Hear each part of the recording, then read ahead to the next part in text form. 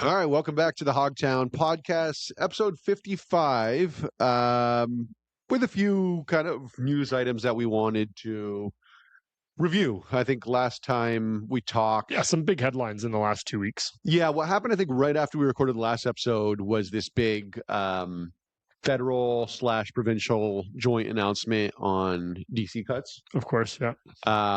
So maybe we jump into there, and then we've got a few other things to talk about. I mean, the first thing to say on that DC cut press conference is that it's important to note that no DCs have been cut. Right? It was kind of like announced as that, and everybody was like celebrating. But what was really announced was it's sort of a framework for municipalities to apply for funding. That's right. It was a commitment of funding from the feds and the province to municipalities to fund the sort of things that get funded by development charges. The requirement for that funding is that municipalities reduce their development charges to access it. So the city still need, like Olivia Chow was at that press conference, but she and council still need to eliminate or reduce rather development charges. One thing that was interesting at that press conference is one of the journalists who you know well, Colin DeMello, asked, how do you ensure that reductions to development charges lead to more affordability? Doug Ford and Mark Carney had great answers. They were like, well, if more builders build, there is more competition. More market pressure, for tenants and for buyers, and there's more market pressure. This is, the supply and demand story. Olivia Chow kind of like had her own answer, which is that she was basically touting all these past projects where below market rate housing was required. And the reason I bring that up is because it makes me a little bit nervous that council and the mayor will... Their instincts are wrong on this, not do the simplest version of this, which is just to like cut rates, which is what they should do. Again, worth noting that since Olivia Chow became mayor, the housing market was already kind of like on its way down. Since becoming mayor, she increased development charges by 40%. Well, yeah, and when she talks, and she did this at this press conference specifically, when she gives examples around the city of projects, she's exclusively giving examples of projects that are partnerships with the city, where development charges have been cut in exchange for a massive percentage of below market units. The concern is where they're also giving away sweetheart like property tax discounts for 40 years and these types of things, and where we know, as an aside. They're being built for way too expensive. Yeah. So the concern is that like they'll reduce development charges, but not in a straightforward cut taxes way, but in exchange for something else that effectively models as a tax. And just for context, for people who may not have caught the announcement, although it's been a couple of weeks, and I may not get every detail right, but effectively it was $8.8 billion, half of which was committed from the federal government, half of which committed from the provincial government, 10-year funding commitments. So the easy math, divide that over 10. Available to municipalities in exchange for reducing their development charges. Both the premier and the prime minister used the terms by 50%. And then the term 50%. Up to 50% started getting like thrown in the mix. Like that's where you start to see this like ambiguity of like, how is this actually going to get implemented? This would both nudge municipalities that haven't moved on this to move. And it would also retroactively apply to municipalities that have already done reductions. And those reductions would have to apply for at least 3 years to be available, so for the funding to be available. So you think of municipalities like Mississauga, Burlington, Vaughan, that we've talked about in the last 6 months that have already gone through some sort of like temporary partial reduction in DCs. Yeah. So the framework is great. I mean, like, but to your point, even the premier, when talking, made the point that, hey, now the next step is in the hands of the mayors. And it's worth noting that following that announcement, there was this ULI event that featured the mayor, and she was asked about this. And I have some quotes here. The mayor is now saying that she's waiting on the province. So this is a quote where the mayor says, and so far the province is designing a program. I said, this is Olivia Chow speaking, my God, designing a program that could take quite a while. The money is not for developers. The money is for infrastructure. I said, okay, that's fine. We have a $60 billion infrastructure capital budget over 10 years. Which project would you like? The Scarborough LRT, that's $4 billion. Okay, if you just handle $1 billion of it, I don't care what it is. Let's just land it now. So the mayor is saying she's waiting on the province. The announcement made it seem like we're now waiting on cities. We'll see where this shakes out. As part of that event, the mayor said they're targeting something in May. So we'll see if that happens. I mean, like the going back to the original point, to the extent that the province is still putting some definition on this, I hope that the definition includes you could just do like straight cuts. You can't offset the savings from cuts with like another requirement, because then it's not a tax. And I will say, well, we're going to get into the new provincial housing bill, Bill 98, and there does seem to be a theme from the province, to their credit, that they are looking for uniformity across the province in many ways. They're looking for simplicity, and so my sense is their instinct will be to not allow too much complexity layered in at the municipal level.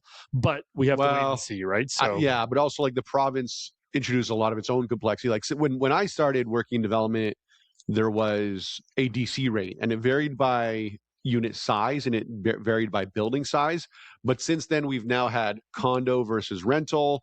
We have affordable versus not affordable. We have long-term care versus not. So like even the city's bylaw rates PDF on the website just get longer and longer and longer. So, multiple pages. Yeah. So so we'll see what happens with that. But it does feel like one way or another, we should expect to see something change meaningfully on development charges, whether we think it's the right change, good enough, far enough.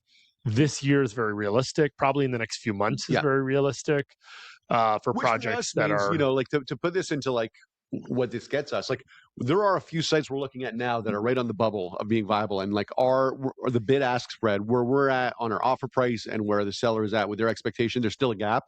This could close that gap on a few of these. Yeah, very much. Like this is the benefit, is that you get more sites into development to deliver more housing. That's the point. But again, we're not able to close that gap.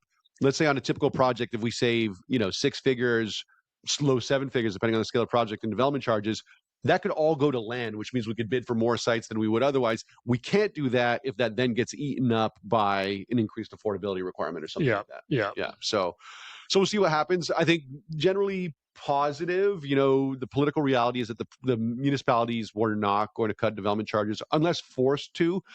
And the province was not going to force them unless they could backfill the revenues. Now there's at least and that's where my mind went. And I won't pretend to know all the mechanics, but you can imagine a parallel version of this where, in addition to the funding, the province forced the municipalities down this path, and they're choosing not to do that. Well, they did with Bill 23. That they did do that a few years ago, and then they reversed it. Well, yeah, but they reversed it because there was no funding. Now there is funding, and so in theory, they could go back to Bill 23's approach and say, "Hey, we're forcing a reduction in development charges, and by the way, we're putting dollars forward." Totally. But they're now waiting for municipalities to sort of voluntarily take those steps, kind of which means there's going to be a patchwork of approaches across the province, and naturally, we're like mostly focused on what happens in Toronto. Yeah. But my sense is you're going to see a lot of versions of how people approach this. And, it's also worth noting, people made this comment on Twitter after the announcement. This is one of those policies that it's good because it's going to move the needle on housing completions, but it is also a policy that sort of rewards the worst performing municipalities who raise their rates the highest and the fastest over the last 10 years to now get cash effectively to reduce them back to something reasonable. So all of this is sort of like imperfect outcomes, but probably will make a difference on like that marginal project that you talked about being viable or not viable and actually moving forward. So that's positive. Yeah, that's right. Like the city has allowed construction costs to escalate because they've been able to afford the escalations through these development charges. Cities who have been better at maintaining good procurement practices and building infrastructure for cheap will get less money. So to your point, it does really reward that behavior. This would never have come from Ford because of the way they structured this policy, but you could have seen a version of this where this was tied to things like open procurement rules to say, hey, these infrastructure dollars have to go into open tendering. And that'll bring, I think Brian Dykema, a friend of ours who follows sort of this like labor stuff pretty closely, good follow on Twitter. He said Toronto, their estimate, the Cardis Institute's estimate is that Toronto spends 30% more on infrastructure than they should if it were just for open tendering. And I think it comes to like 9 figures in annual CapEx savings. And actually the city's own budget office estimated, I think they were being more conservative, $60 million in annual savings. Yeah, crazy. and we just voted no. And so here we are chasing dollars from the province and the feds, but unwilling to look at how do we spend those dollars efficiently at the municipal level, right? For those who don't know the context, basically whenever the city of Toronto tenders out these major ICI projects, it could only allow signatories of 4 unions to bid on them. Yeah. It's voted to maintain this, what we call a closed shop bidding system. And that's leading to, by some estimates, 30% higher cost for your average municipal project. And this is everything from paving roads to sewage work to major projects. To subway lines. Totally. And so it's pretty significant. It's a major tax on what we're able to get. So all these dollars, in the context of just poorly managed, poorly spent, but ultimately from our perspective as builders, this will and should help. Yeah. And it's just a matter of how much will it help.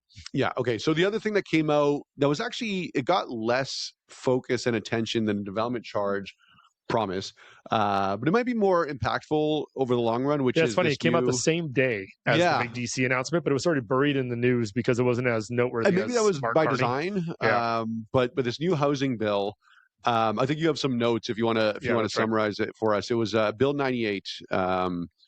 What was Bill the name of the 98, which I think is called something along the lines of Building More Housing and Protecting Ontario Bill or something, or Act.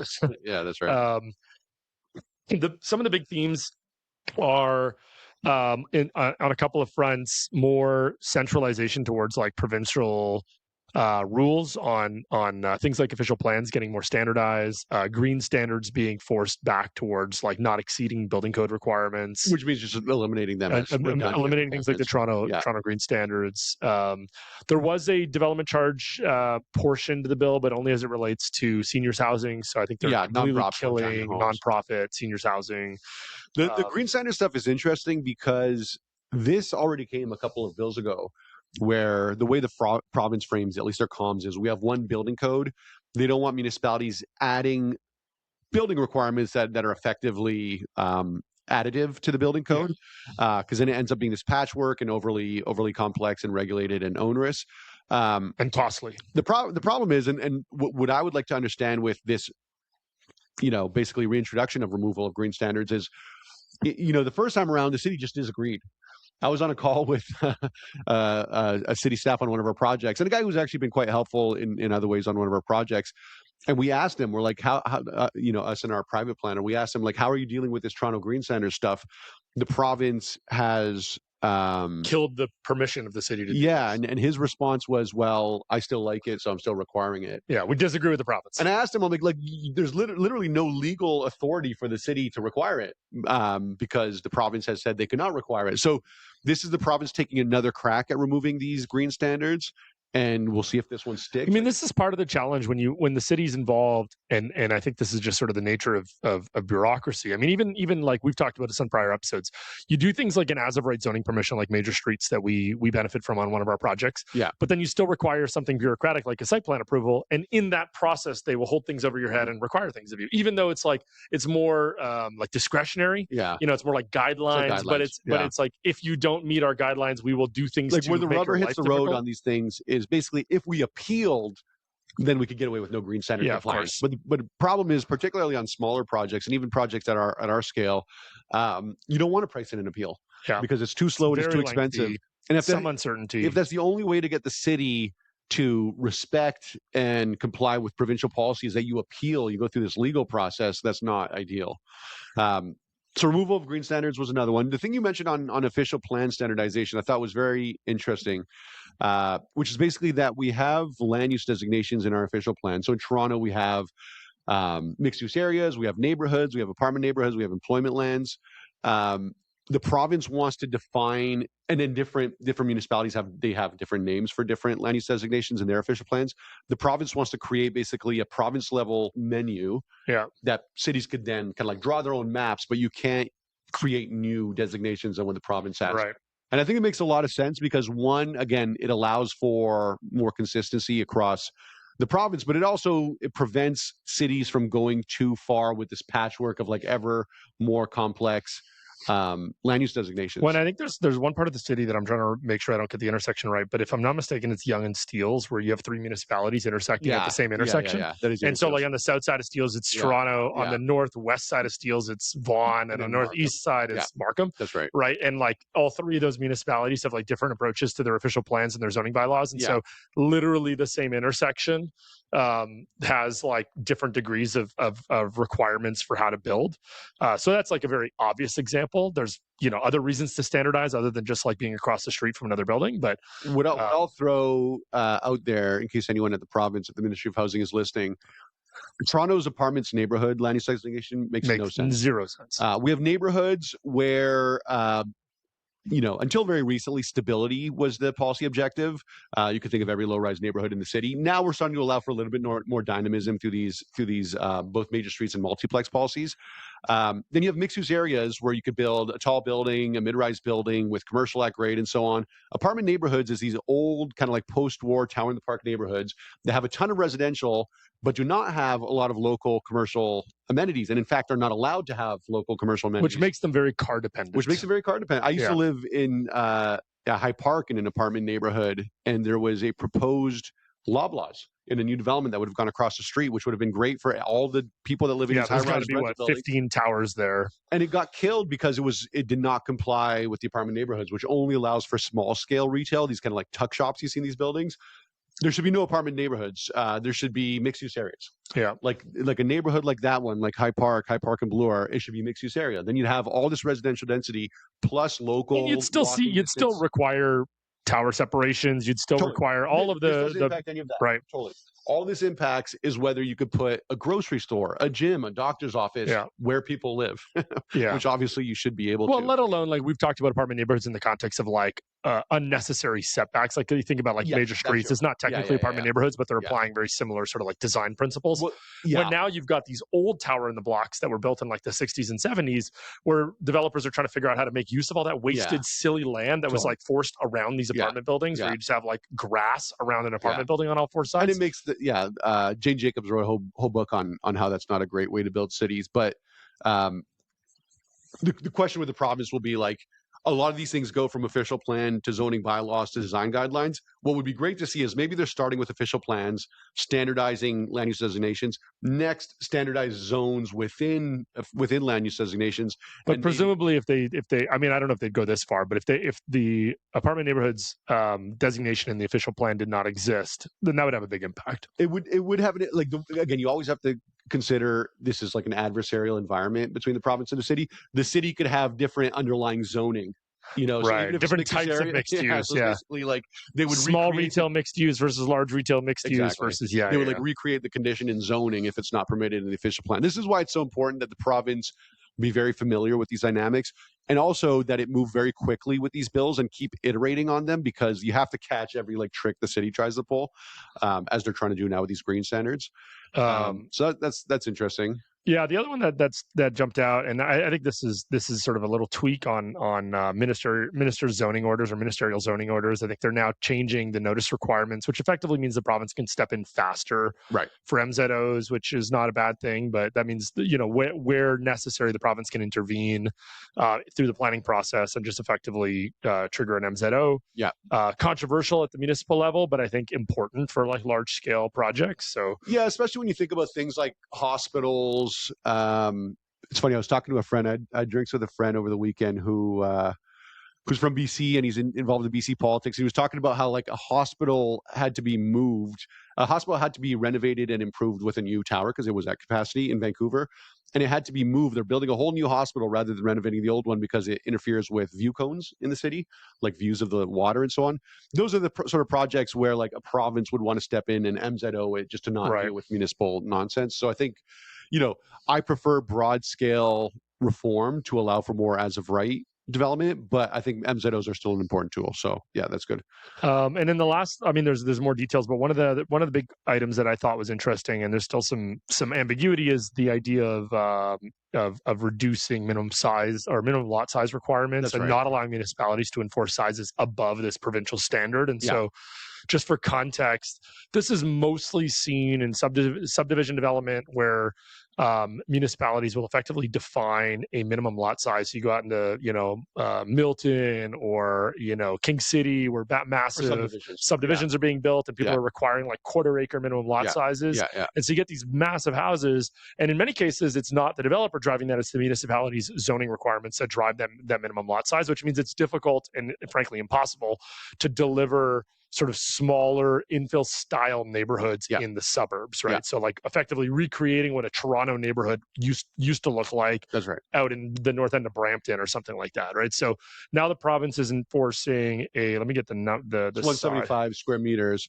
Yeah, 175 square meters, which is about 1,800 square feet, 1,900 square feet. So if you imagine a Toronto lot is 100 to 120 feet deep, you're talking about a frontage of like 16 to 18 feet. As a minimum. And it's worth noting that developers could go above above the minimum. Yeah. They just could not be required to go above the But minimum. it creates room for like small townhouses, Totally. semi-detached I buildings. just mean that like just because some people have it in mind, like, oh, we're all going to live in an 18-foot wide lot. No, this just means that like the city could not set a minimum that's higher. It effectively allows for like diversity of housing types, right? Totally. You build a new subdivision, you're going to build some smaller homes, some bigger homes, some like, stacked homes, some low-rise apartment buildings. And what is not explicitly in this, but some people have come to interpret this as potentially an open door, is to have that policy extend to severances within existing neighborhoods like the city of Toronto. Right now in the city of Toronto, if you want to sever a lot, there's a relative amount of subjectivity to it, but effectively it comes down to like what's the existing pattern of the street that you're on. So severing a lot to something smaller than every other lot on the street is often difficult, if not impossible. Yeah, typically the case you're making, or at least the case the Committee of Adjustment's evaluating when you propose a severance, is whether the severed lot sizes are closer or further away from the prevailing pattern. Which means that if you're in a part of the city where the prevailing pattern is 50-foot wide lots, you're not going to get away with 25-foot wide lots. And I spoke with one of the policy advisors at the Ministry of Housing, because I had the same thought, and I said, hey, make sure this applies to that. And they did say it was an interesting thought. It was not where they were originally going with it. They were thinking about these subdivisions. But beyond like this minimum lot size, they should establish a minimum width, and any severance to that minimum width is basically approved as of right. Maybe and the idea I like, because we're in a metric system, 5 meters is 16.4 feet, which is quite small, but you do have 16-foot wide townhouses in many parts of the city. Yeah, definitely. And again, like the minimum doesn't mean that we have to do the minimum. It just sets a minimum. I think that any lot severance down to 5 meters wide should be as of right. Yeah. And again, if you think about, we had this conversation with Craig Race when he was on the pod. This is how cities evolve, right? Like downtown used to be forest, then it was farms, and those farms got subdivided, and you just like subdivide. I have this map at home of the High Park neighborhood 100 years ago, and it's all larger lots, and we just subdivide. And sometime around the 70s, we just like stopped allowing subdivisions. Well, I'll give like a very practical example. We looked at a lot in Etobicoke, 90-foot wide lot, uniquely large. And we ran two scenarios. We ran a scenario where we severed into two 45-foot lots. And we ran a scenario where we severed into three 30-foot lots. The project works as 3 severed lots at 30 feet. It does not work at 2 severed lots at 45 feet. The math just doesn't get you there because there's not enough units. We can't move forward on that project. That project is priced too high, and there's too much uncertainty and, frankly, a very high likelihood of being denied the severance at 3 lots. I think and so we just don't move forward, right? So that's and there's examples of that across the city, right? All of Etobicoke and Scarborough, of course. I mean, 90 feet is a uniquely large lot, but any 50 or 60-foot lot that you can't. Etobicoke or Scarborough, you get 90 feet all day long. And this, in addition to making it easier to build more housing, it also makes neighborhoods more walkable. Yeah, of course. Like think about a nice neighborhood to walk down, like if you think about like Palmerston or Clinton or one of these streets in the west of downtown, they're all like 20-foot lots, 18, 20, 21-foot lots. Yeah. As soon as you get to 90-foot wide lots, like nobody's walking. You'd have to pair it with some sort of like relaxation on front yard setbacks, because like, these typical like Etobicoke lots where the house is like 20 meters back from the road, right? Which is another thing the province should like establish, like a maximum minimum, a maximum that the cities could set as a minimum for front yard setbacks, or rather, or reverse. Yeah. Anyway, so some meaningful stuff. I mean, this bill is definitely, there's been some housing bills that, I think this has been the theme since we started the podcast, is like the province is rarely doing the wrong things. It's just like, are they doing enough? Are they doing it fast enough on housing specifically? And I will say in Calandra's time, they basically did nothing. Yeah. In Flack's time, again, none of this is going to solve the problem, but it's all baby steps in the right direction. So, credit where it's due. These are all baby steps in the right direction.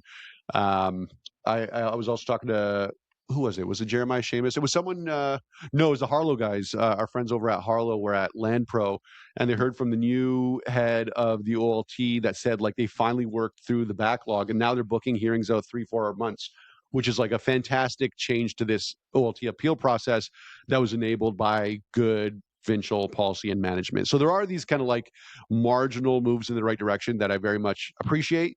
They can be taken further. They should be taken further.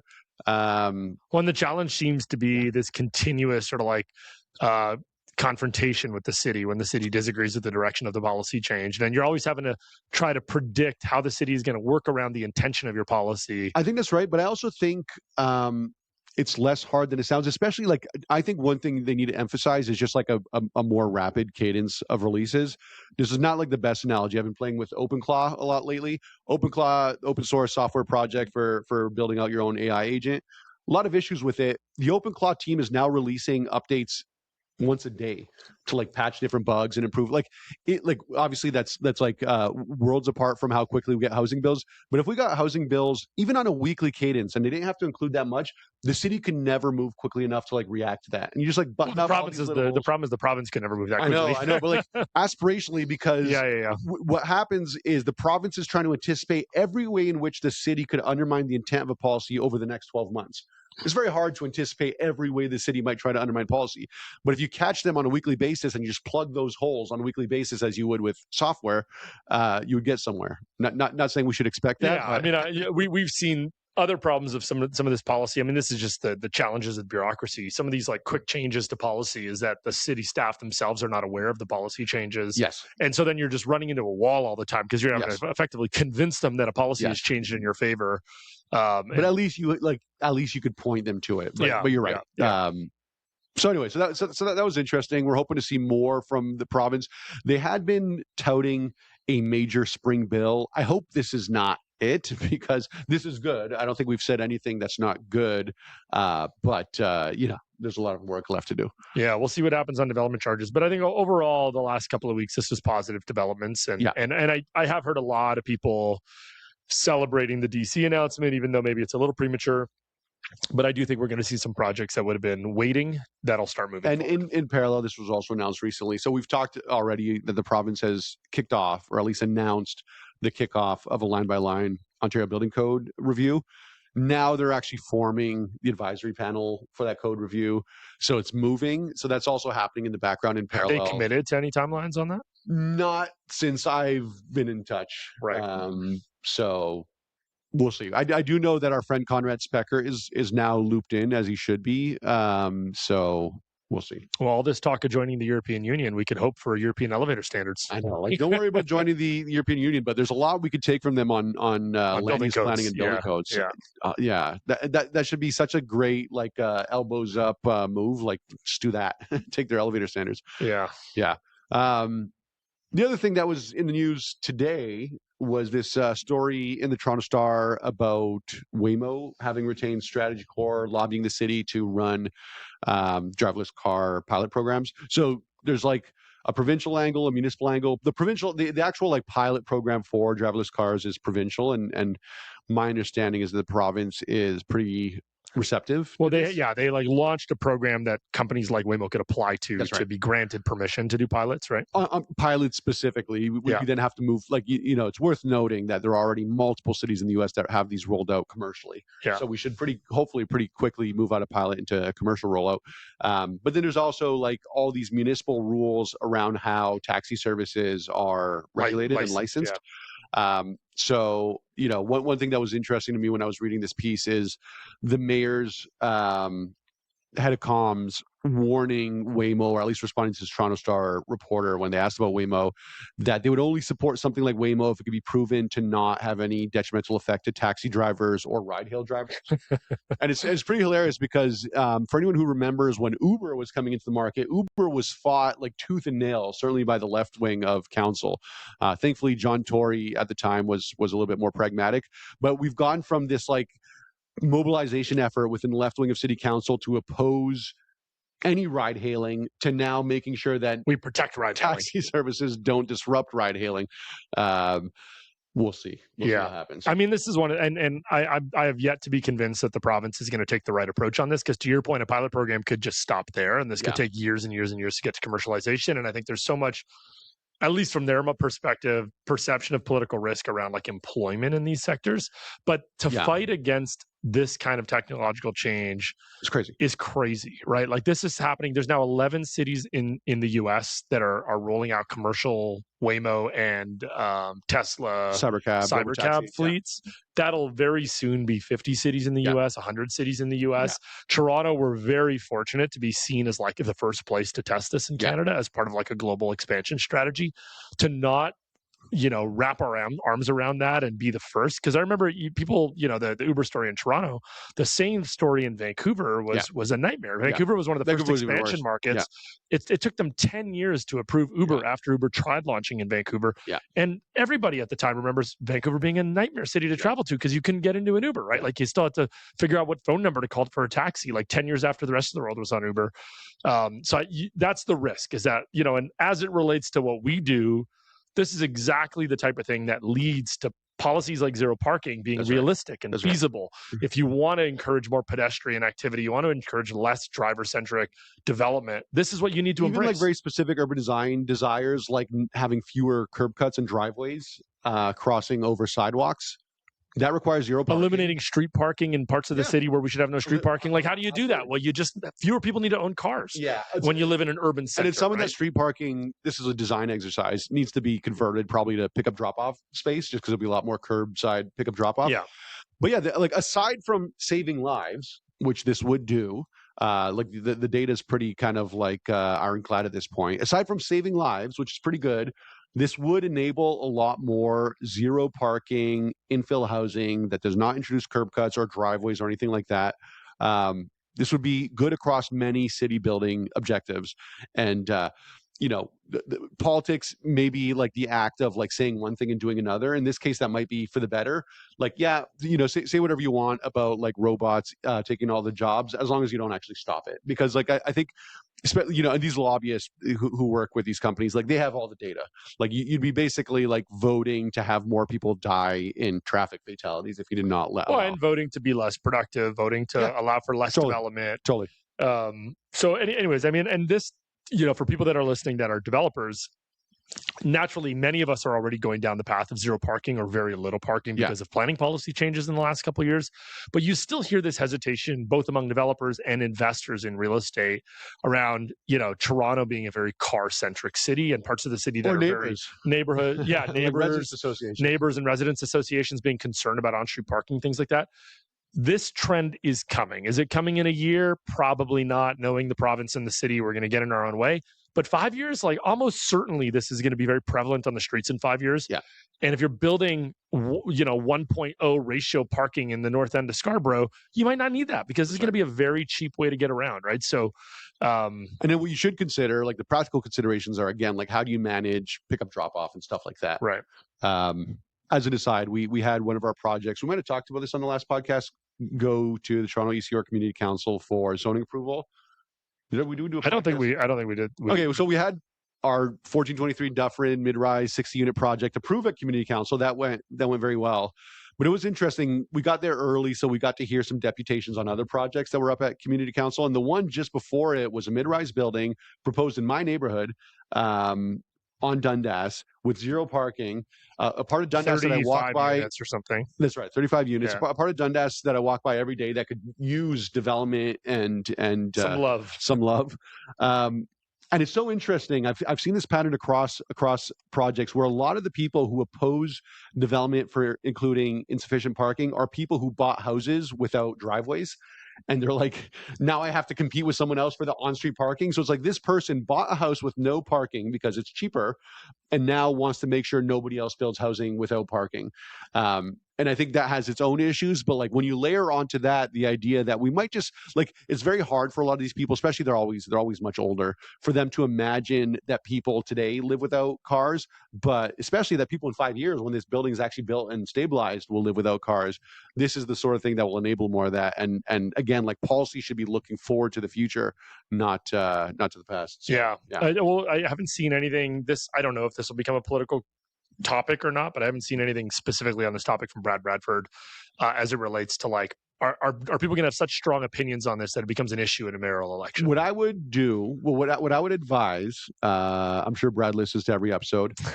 I would advise take this opportunity. So I like congestion pricing. I think the only way you could have free flowing traffic in a way that's not completely gridlocked all the time in a big city like Toronto is with some version of congestion pricing. The problem with congestion pricing is that the politics are impossible. It's one of those things that pulls extremely negatively until it's implemented and it slowly improves, but very few people want to take that step. If you put a per kilometer fee on autonomous rides and you make it dynamic, so at 3 a.m. the fee is 0 maybe, but at like 6 p.m. it's whatever.